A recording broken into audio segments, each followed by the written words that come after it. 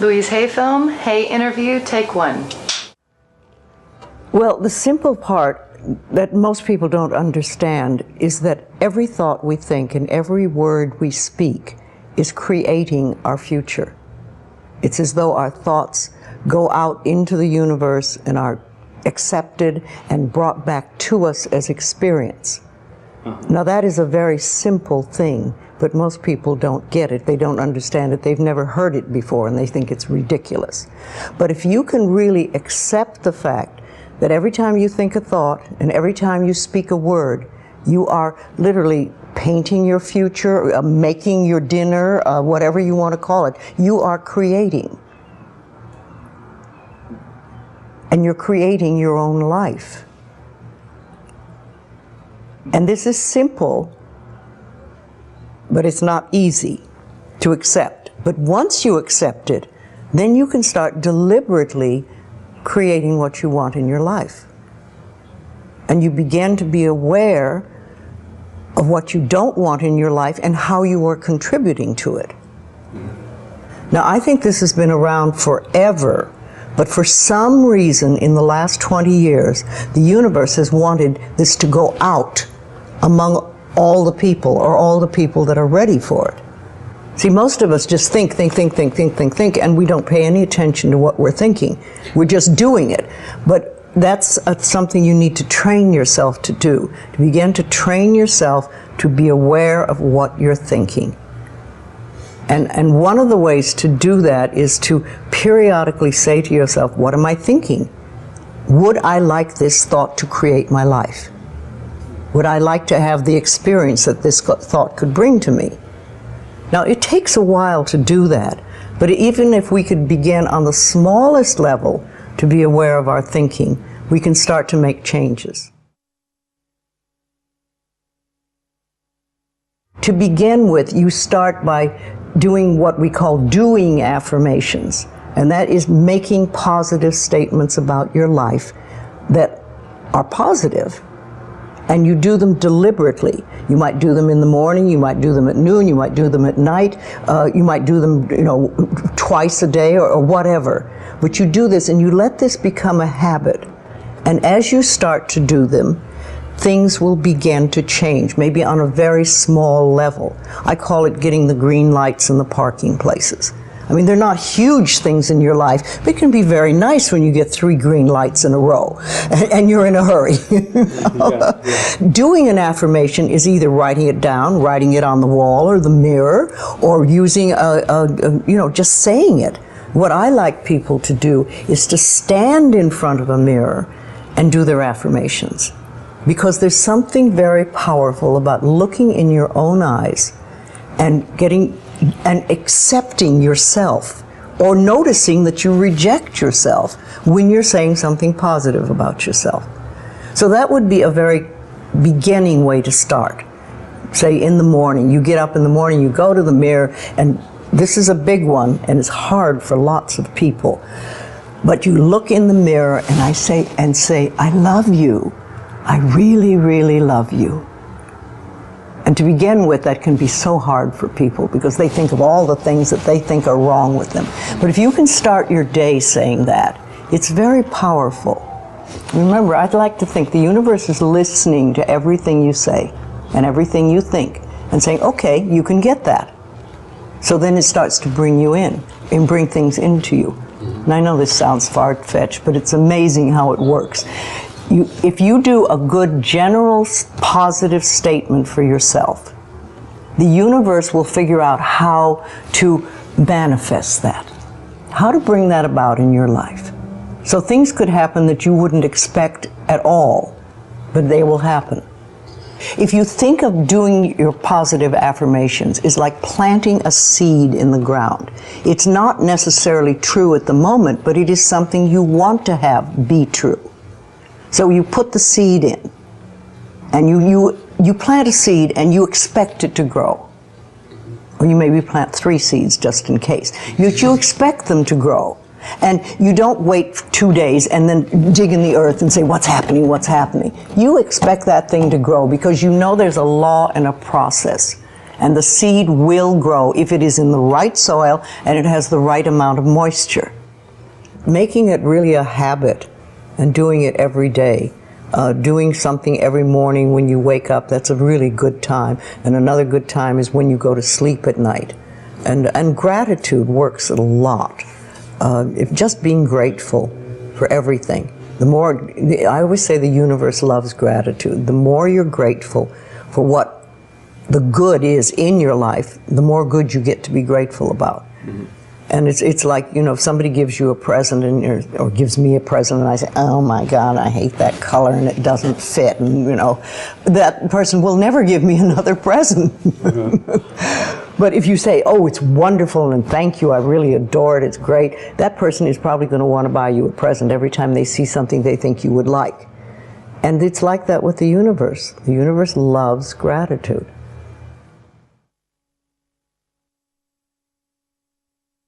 If you have very strong beliefs within you that you don't deserve good things in your life, and a lot of people have that, then there can be delays.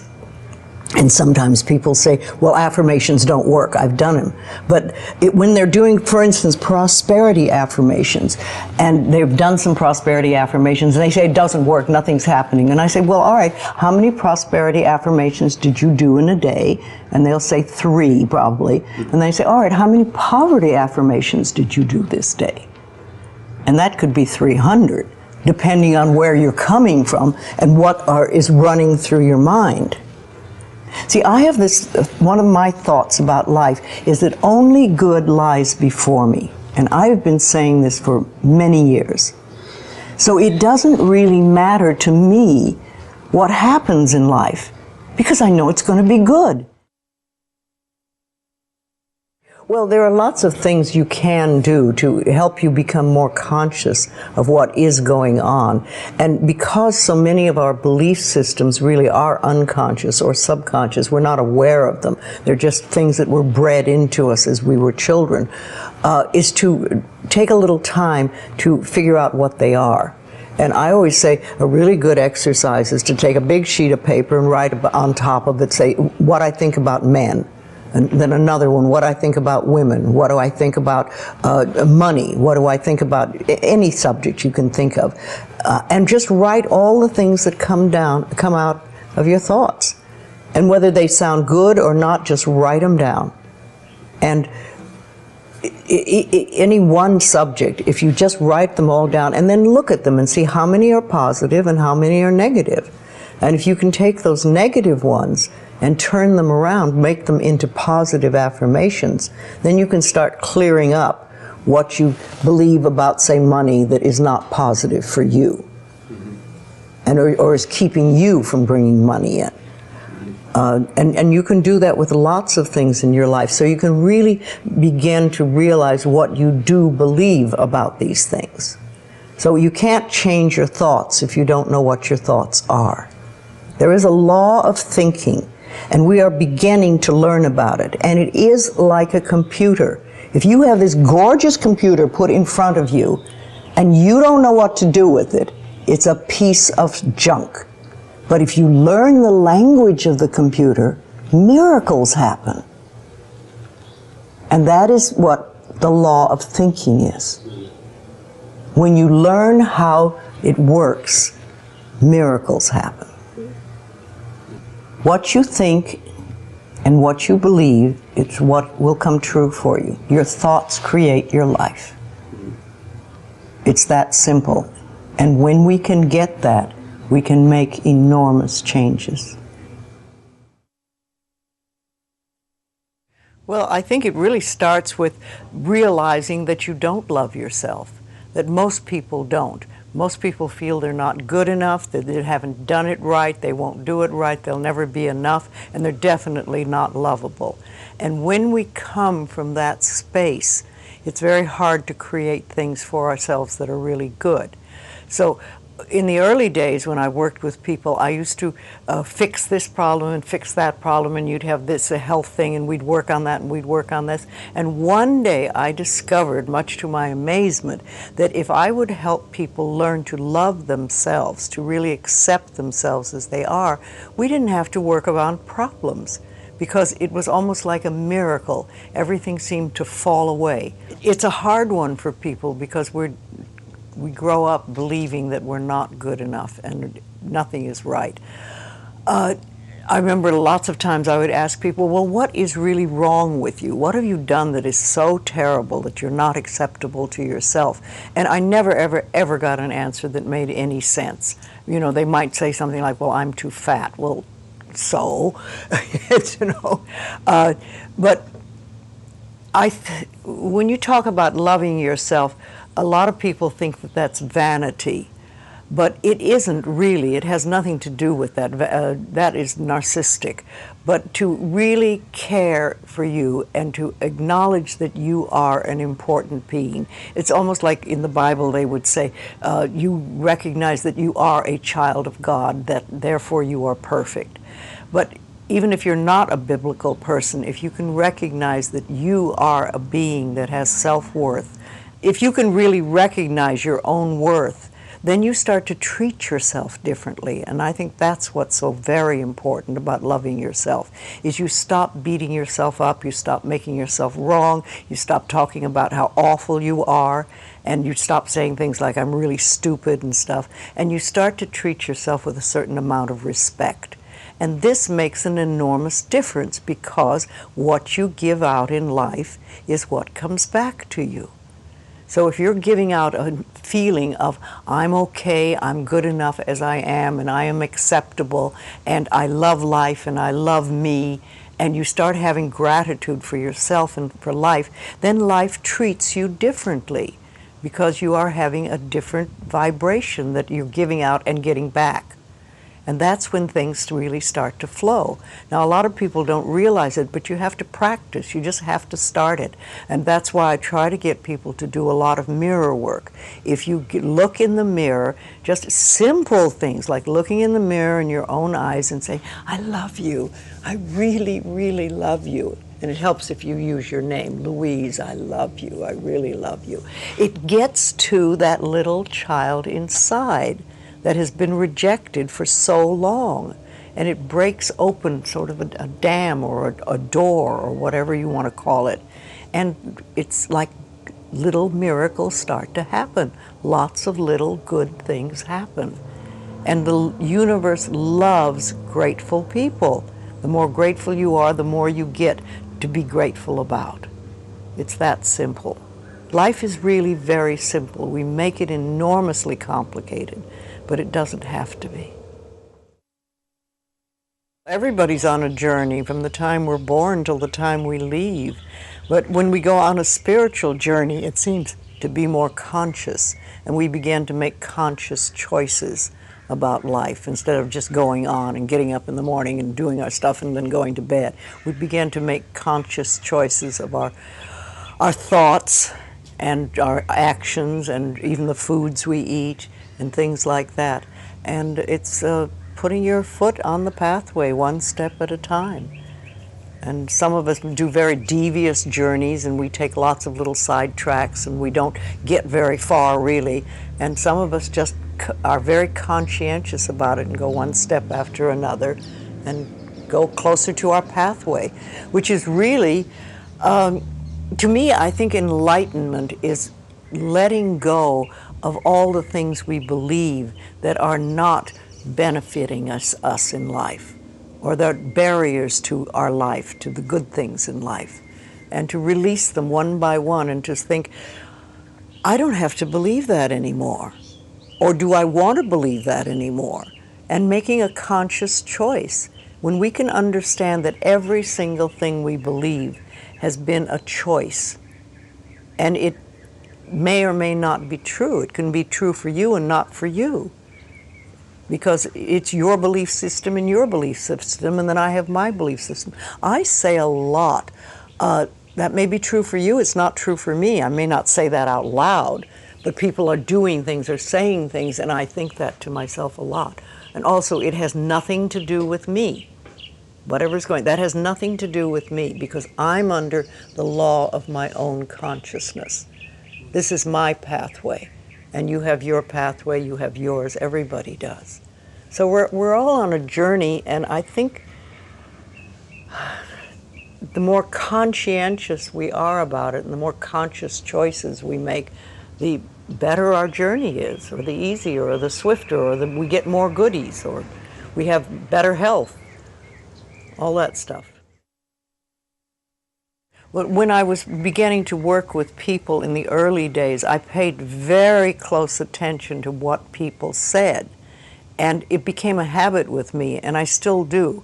I listen to what people say more than, you know, the words they're using and everything. And so often I think, oh, if you just wouldn't use those words, if you just take those 3 words out of your vocabulary, because people use negative words a lot, the same ones over and over again. Yes, I hear words, much more than other people. What words would you take out of the vocabulary? Well, should to begin with. That's a big one. Because every time you say should, you're making yourself wrong. Either you were wrong, or you are wrong, or you're going to be wrong. So take that one out completely. And just a lot of negative expressions that people use. I'm not good enough, or this will never work, or oh, it's a rotten day, or, you know, there's just tons of expressions, and we use them over and over again, and they don't do us any good at all. Everybody's journey is individual because we start from different places, so we can't all be having the same journey. But I think we all get certain ahas, and that's when we've sort of learned something. We say, oh, okay. And then if we can keep that, what we've learned, and practice it, then we've made another step and we can move forward. Yes, it's a lifetime journey, and we never stop learning. I'm 80 and I'm still learning. Though the lessons are easier now than they used to be. I like to think of it when we start, we have all these boulders in front of us on our pathway, and we start to get the boulders out of the way, and you finally get to the point where it's gravel. And gravel you can handle, you know, and you can sweep gravel, and you can do things. So, and then occasionally there's an old boulder. Rolls back into your path. You think, oh, I thought I had that one, but not completely. And you know, also I think that when we learn lessons, we think, oh, I've learned that one, it'll never happen again, I've done that, that's it. Well, how do you know you've done it unless it comes by once more and see how you react? Have you really learned it? Is it really nothing for you? Have you gone beyond that? Or are you going to go right back into the same old reaction? See, we're never wrong. That's what we need to learn that. We're always doing the best we can with the understanding and awareness and knowledge we have at that moment. I have a very firm belief that only good lies before me. And with that belief, it doesn't matter what comes, because it'll be only good. And I want it to be new and different and exciting and stuff. No, I'm in my 80s now, and new things are happening.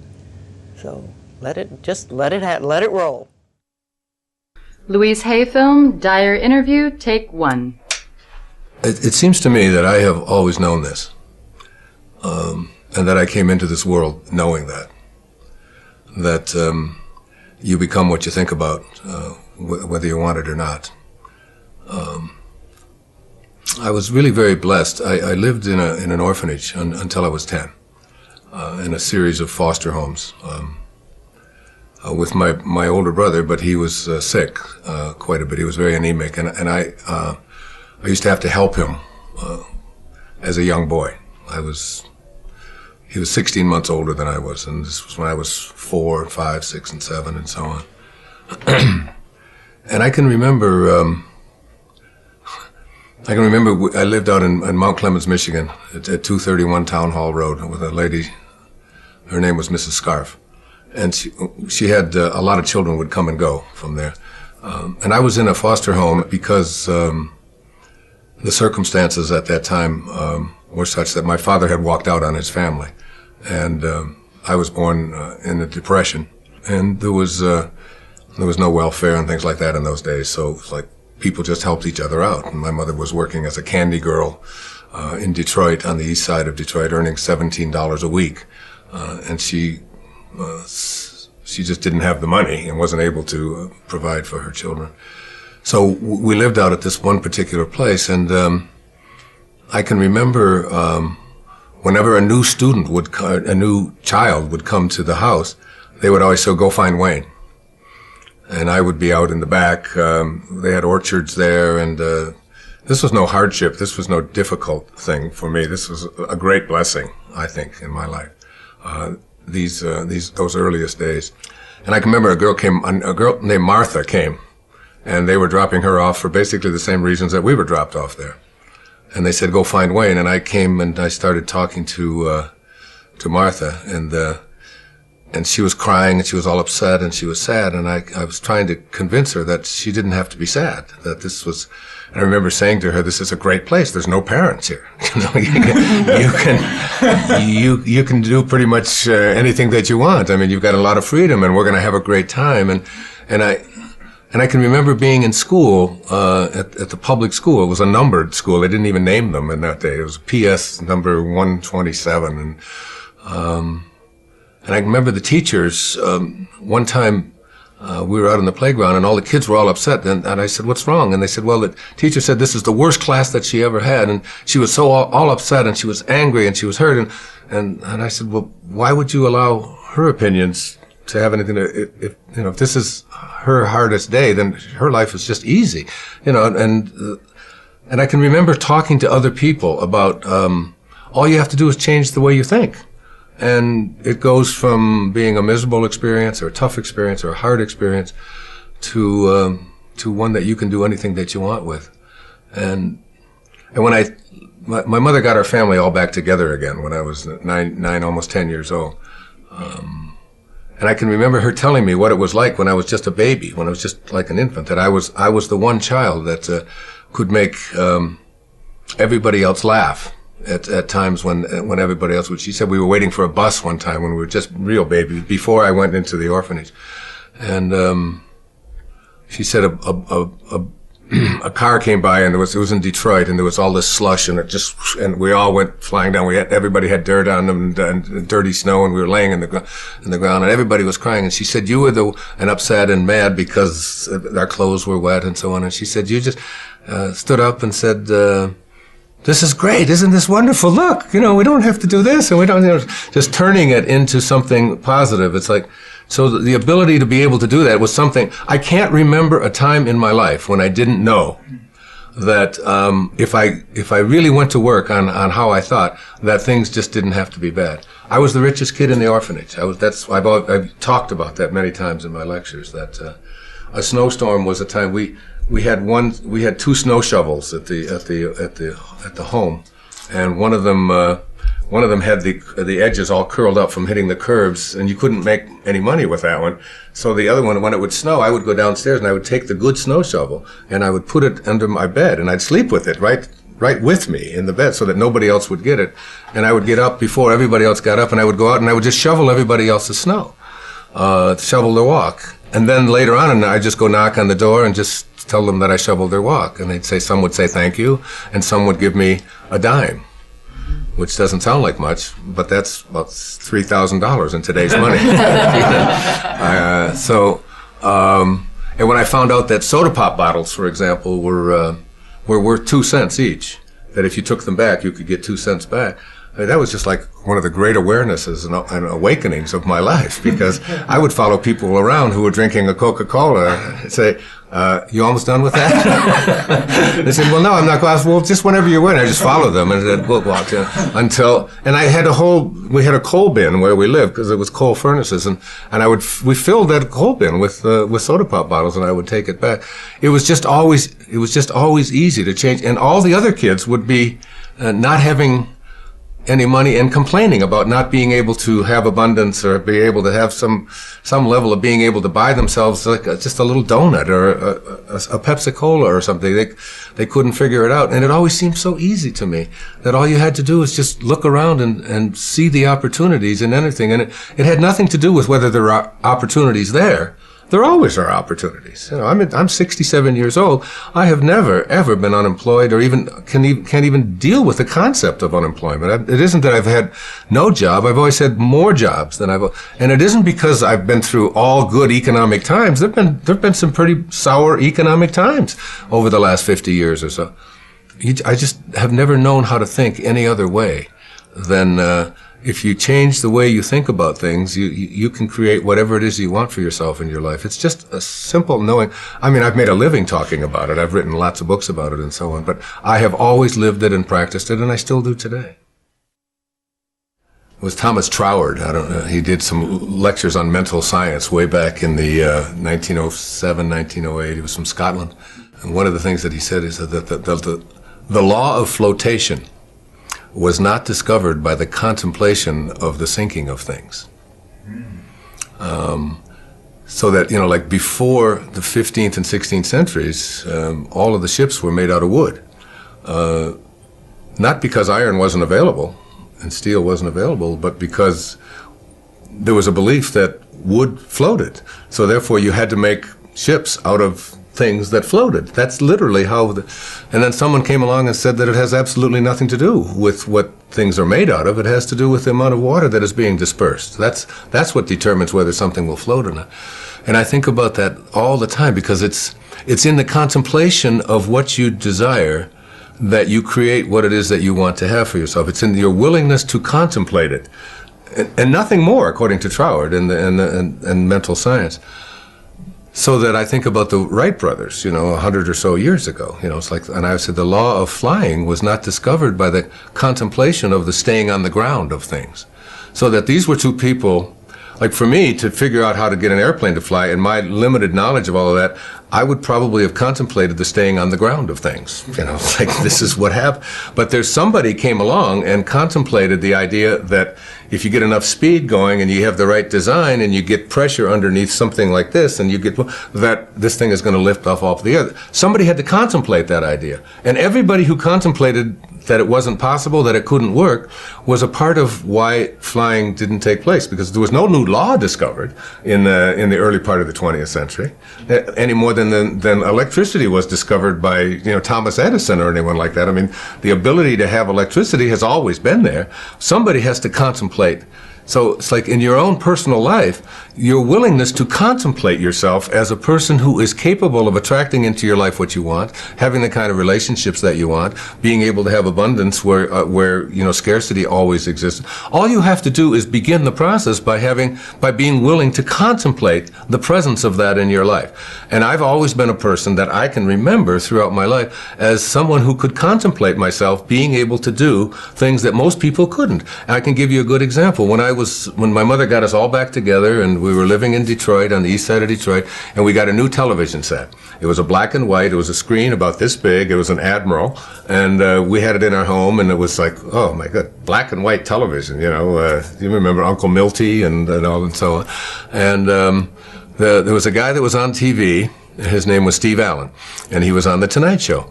And I was 11, 12, 13 years old. I was born in 1940, so I was 51 or 52. And I used to stay up every night and watch The Tonight Show. Even though I had to go to school the next day, there was just something about that show and, all of the characters and smock, and all the things that Steve Allen would do on it.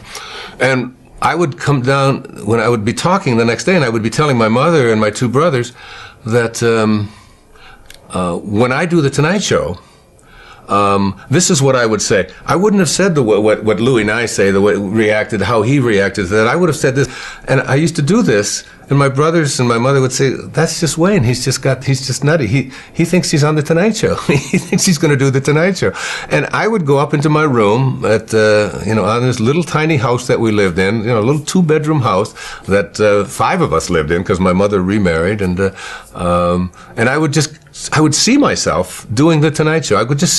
practice it, and Steve Allen became someone that I was really enamored of. Well, you know, fast forward, I don't know, 30 years or whatever, and I've written a book, Your Erroneous Zones, and the Tonight Show calls, and they ask me if I would like to come on and do it.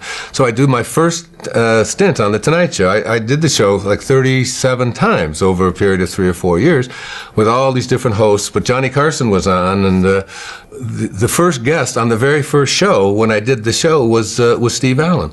And it was like something clicked in me that I had contemplated that as a child. I had always had a knowing, and I can remember sitting there talking to Johnny about this thing that, you know, and Steve Allen was sitting there right next to me, and we were talking about that kind of thing. So that by putting my attention on something, it wasn't some deliberate thing that I was doing, you know, when I was 11 or 12 years old that was designating that I was going to be a person who was going to be appearing on talk shows 30 years from now.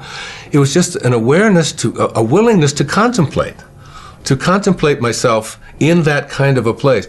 And I think the power of contemplation is the thing that most people haven't harnessed yet. And when you harness it in your life, there's absolutely no limit to what you can attract into your life. If you absolutely stay focused on what it is that you know you're going to manifest and attract, you're not going to do it in your time.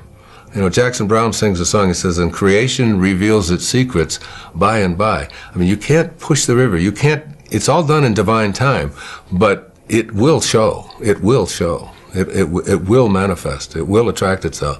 And I'm never surprised any longer about anything that I put my thoughts on that I can attract it into my life. I just absolutely know that law of attraction and that it absolutely works. And I have absolutely no doubt about it. And I feel as if, like, before I even came into this world, when I was in the world of spirit, that I had a conversation with God. And it was God saying to me, like, what would you like to do in this lifetime? And I said, well, I'd really like to spend a lifetime teaching self-reliance, because that's truly all I've ever done since the time I was just a little boy, through all my life. I mean, I could just go through all of the things that I've done. It's been always about teaching self-reliance. And God said, it's like, you're sure you want to spend a whole lifetime teaching self-reliance? I said, yeah, that's what I want to do. And he said, well, we better get your little ass into an orphanage then. You know? Rumi said, this ancient Persian poet, brilliant, beautiful poet, he said, sell your cleverness and purchase bewilderment. It feels like bewilderment. It feels like awe.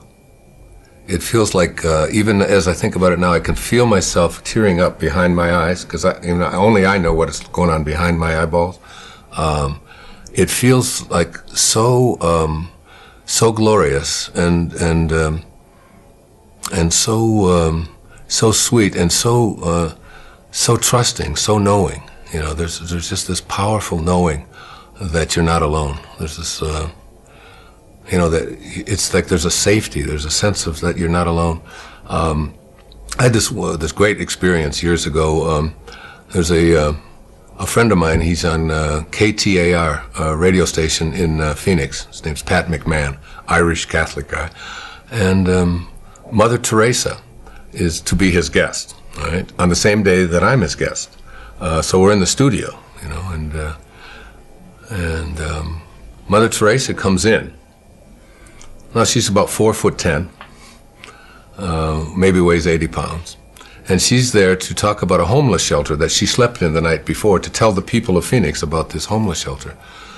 And I'm there to talk about a book that I don't know which one it was. It was 10, 15 years ago.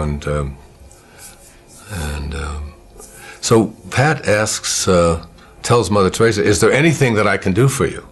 And you can imagine the bewilderment and the awe that this is an Irish Catholic guy from, living in Phoenix, and Mother Teresa, a saint, is coming there, and he's just bewildered. He's beyond bewildered. He just doesn't know what to do with himself. He's just so honored, and he says, "Is there anything I can do for you? Is there anything I can do?" And she said, "No." She said, I just came here to talk about the homeless shelter. He said, but Mother Teresa, he said, we have a 50,000 watt clear channel station that goes in every direction. And it's like he's got his ego involved. Like we can help you to raise a lot of money for your work and your mission in Calcutta. And she said, no, No, I'm not interested in raising money or your radio station getting a... She said, I just want to talk about the homeless shelter, that's all. And he's exasperated. And finally, and he's down on his knees. Really. And finally she says, stand up. She said, you seem so serious. She said, there is one thing that you can do. And he just stood up and he said, well, what is it? I'd do anything. She said, well, tomorrow morning, she said, get up at 4 a.m. And she said, and go out onto the streets of Phoenix and find someone who's living there, who believes that he's alone, and convince him that he's not. That's what you can do. And behind the feeling we're talking about here is this feeling of aloneness for so many people who are lost in the world, that I don't have like a connection to something greater than myself. I've come to believe that who I am is what I do, and what I have, and what other people think about me, and who I am is separate from everybody else, and who I am is separate even from what I'd like to attract into my life, that I'm separate from all the things that are missing, and I'm separate even from God, and that there's a place within me that knows that I'm not separate from any of that, that if there's no place that God is not, or that source is not, or the energy that provides, that is always giving and always creating is not, if there's no place that it is not, then it has to be in me. I know that. And if there's no place that it's not, and it has to be in me, it has to be also in everything that is missing in my life, or that I think is missing. It's there too. So that in some mysterious, invisible way, I'm already connected to everything that's missing in my life through something called spirit. And when I recognize that I'm not here as this human being having a spiritual experience, when you recognize that your essence is that you are a spiritual being, having a human experience, not the other way around. When you really get that, I mean, not that you can say it and it's clever, but when you know that who you are is this essence, you don't see, there's no other, there's no them.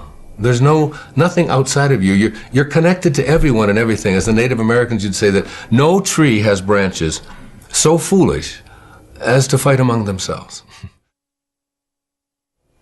Living the Tao Te Ching, this 2,600-year-old, some people call it the greatest, the wisest book ever written. It speaks so much about relationships. Tao, the word Tao means the great way. It's really just another synonym for God, or source, or spirit, or that which is the all-creating. And one of the things that it says that was really helpful to me, probably the most helpful thing in it, was that whenever you have a conflict of any kind, in any relationship, whenever you have a conflict, that the person who is willing to be of Tao, of God, of Source, is the one who will practice forgiveness, or will go to the person that they have a conflict with and bring love to it, instead of the freeze out, instead of the anger, instead of the hatred, instead of the revenge, instead of so many of the things that we do when we have conflicts in our lives. We just don't talk to that person. Like, I'm not talking to that. I'm not talking to him. He's going to call me because I called the last time, and that's but the person who lives the Tao life, the life of a higher consciousness, is the person who says, I end all conflicts on love, which is where we all come from. We come from a source that is love. So for me, that has been just so useful. I have 8 children, and that's been just extraordinarily helpful for me to be in a relationship where I can always be of love, where I can just, and so then you don't even, conflicts become something that are no longer present, because conflict requires two-ness. In order to have a conflict, you have to have two different opinions or whatever. But if you live in oneness, if you really see yourself in everyone else, see yourself in all the things, including the plants, including the animals, and including all beings and so on. If you just suspend this ego part of you and just see yourself in that other person, then your arguments are really with yourself. and your hatreds are really about yourself. And you begin to really see that I don't have to project anything onto anyone else that isn't what I choose to be. You do U-turns in your life. I've done U-turns in my life. And it's having the curiosity, it's having the willingness to say, this isn't working for me. You know, it's like you get bit by a snake and you're bit, okay? So, but the bite doesn't kill you. You're still there, you know? You don't die from a snake bite. You don't die from you don't get hurt from what somebody else does to you. It's the venom that continues to pour through your system after the bite. That's what causes difficulties in relationships and so on. And when you recognize that to be angry, to be full of revenge, I mean, I could bring anybody in this crew in here and do a muscle test with them and ask them a question to hold your arm out to hold your arm out like this and think about somebody who's abandoned you or abused you, who did something that you didn't like, who borrowed money from you and didn't pay it back, who walked out on you, someone that you hate, and just for a moment, hold your arm out as hard as you can. I'm going to put 2 fingers right here and I'm going to push down, and you think about getting revenge. You just think about, even if you don't want to do that, just think the thought of, I'm going to get even with that bastard for what he did or what she did. I'm going to really get even with him, and you push, and that you find out that they have no strength when you think a thought of revenge. There's no strength in there. Kinesiology, say, very simple test. Then if I say to yourself, okay. I have somebody that. Okay, sit down. All right, here, come over this way. Okay, just put your arm up. Is it like here? No, over here. Over here? Yeah, just hold this. Okay. Okay. Now, I'd like you to think of, first of all, tell me your name. Michael. Michael what? Gorgian. Is that the truth? Yeah. Tell me you're telling the truth. I'm telling you the truth. My name is? Michael Gorgian. And that is the truth? Okay, That's resist me as hard as you can, okay? And I'm going to just push down, okay? So that's the truth. Now, for just 1 second, just make up a name. But tell me that it's the truth. I want you to lie to me. What is your name? My name is Ron Garcia. My name is Ron Garcia. Is that the truth? Yes, that's the You're truth. telling me the truth? That's the truth. Say it again. My name is? My name is Ron Garcia. And that is? The truth. Hold that thought. Hold that thought. You see the shift? Can you see a change in you? Mm-hmm. Can you see a slight change in you? Yeah, okay, you're strong. Felt that. Okay. Yeah. Now I'd like you, I just doing that for a little Yeah. Okay, now I'd like you to think about someone. I'd like you to move over this way. There we go. I'd like you to think about someone in your life that abused you, abandoned you, that did something to, without any details, I don't want to know any of the details, and you are hurt by it, and you're angry about it. And forget about whether you've forgiven them or not. I want you to just think about getting even with them. I want you to think about revenge, okay? I'm going to get even with that person, no matter what, okay? And put your arm out, and can you hold on to that thought of revenge, okay? I'm going to get even with that person for what they did. I'm angry at them. And hold on to that thought and just think, resist me as hard as you can. And notice what's happening with your arm. Resist, again, one more time. Think that thought. I'm really going to get angry. I'm really pissed. I'm really hurt. I'm going to get you back for that, okay? And resist me as hard as you can. Now notice what's happening here. You have almost no strength. I'm not even pushing down. Now I want you to just change the thought. Okay. I want you to change the thought right now. And I want you to change it to one of love and forgiveness. I just want you to surround them with the light of God. I want you to surround them with the most beautiful love that you can think of. And just think of that thought. They did what they knew how to do, given the conditions of their life. I can't ask any more of anybody than that. Put your arm out. Put your arm out. Resist me as hard as you can, and forgive them in your heart. And forgive them in your heart. Now get even, get angry, I'm going to get really even with them, and watch what happens. Can you see the change? Okay. That's how it works. You see? Every thought you have of shame, every thought you have of anger, every thought you have of revenge is a thought that weakens you. Every muscle in your body. It's even in your eye. Well, I think, even I've, like, I couldn't look at you when my attention I could see the shift. Somewhere. Your heart is a muscle, isn't it? How many times do we say to our children, you should be ashamed of yourself? Think of, here, watch. Put your arm up. Resist me as hard as you can. Think of a moment in your life when you felt great love. The greatest love you ever felt in your life. Just think of that moment. And I don't want to know anything about it. Just think about who it was, okay? Can you think of a moment like that? Great love. Michael is just loved, okay? And look, I can't budge you, right? I'm pushing really hard. Now think of a moment when you felt shame. You just did something and you're just ashamed of it, whatever it was, okay? You think of something like that? Okay. Resist me as hard as you can. You're thinking shame, and just watch what happens to your arm. Look. No matter how hard you try, you have no strength, do you? You have no strength, okay? Now think love. Think love. Just think of that moment and shift. You see the change? Now think shame. I'm trying hard. Yeah. Think shame. Just think of shame. You're ashamed. You're really ashamed. Whatever you did, you're really ashamed. You really screwed up, okay? Resist me a second. Look, you have no strength. Look, you can't think. You know where I learned it? I learned it from my dentist. What? My dentist. I had crowns put into my teeth, and he would get me out of the chair. I said, "Who's this crazy man?" You know, he'd get me out of the chair. He was adjusting the occlusion. He'd say, bite down, and then and if I'd go weak, he'd say, "It's not right yet." And he'd put me back in the chair. Beep, beep, beep, beep. He'd adjust it a little more, and he said, "Now it's perfect," and it always was. It always was. Wow. This is the power. Who's your dentist? It's like what we just demonstrated here is the power of the thoughts that we have. What a thought of shame, a thought of anger, a thought of revenge, what it does to the muscles of our body. The muscles of our, it's like the reason I ask you to tell me a lie, you know, is because I wanted to test your body, because your body wasn't made by your parents. We like to think that our bodies were made by our parents. That's because you look a certain way and all of that. But if we take the tiny little drop of protoplasm that created you, and we try to find out its origin, and we take it all the way back to subatomic particles and reduce it, we find out when we put it in a particle accelerator and rev it up at 250,000 miles an hour and collide it, and we open it up, there's nothing there. That you came from the invisible, you came from source. It's the spirit that gives life. So that once you understand that this body of yours is a creation not of human beings, but it's a creation of God. It's a creation of source. It's a creation. It came from nowhere, and an invisible source, and manifested into the world of the physical. And so it only reacts to